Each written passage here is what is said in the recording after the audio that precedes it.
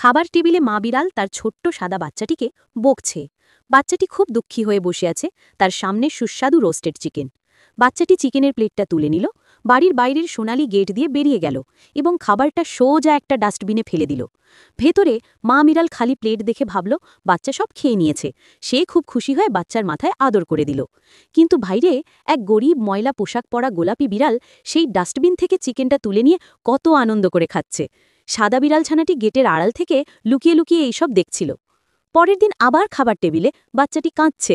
তার মা অবাক হয়ে তাকিয়ে আছে যে সে কেন খাচ্ছে না। মা আবার তার জন্য একটা রোস্টেড চিকেন নিয়ে এলো। বাচ্চাটা এবার খুব খুশি হয়ে গেল। সে চিকেনের প্লেটটা নিয়ে আবার বাইরে গেল এবং সোজা সেই গরিব গোলাপি বিড়ালটির হাতে তুলে দিল, যে তার জন্য অপেক্ষা করছিল। মা বিড়াল সম্ভবত এবার সবটা দেখে ফেলেছে। সে হতাশ হয়ে মাথায় হাত দিয়ে বসে আছে। বাচ্চাটিও খুব মন খারাপ করে বসে রইল।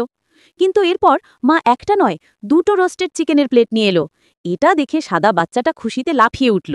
বাইরে সেই সাদা বিড়াল ছানা আর গোলাপি বিড়াল ছানা ঘাসের ওপর বসে একসাথে মজা করে চিকেন খাচ্ছে। মা বিড়ালটি গেটের আড়াল থেকে উঁকি মেরে তাদের দুজনকে দেখছে। মা ভাবছে, আহা, এই গোলাপি বিড়ালটির হয়তো মা বাবা নেই। সে দেখতে পাচ্ছে বাচ্চাটি কবরের সামনে দাঁড়িয়ে কাঁদছে।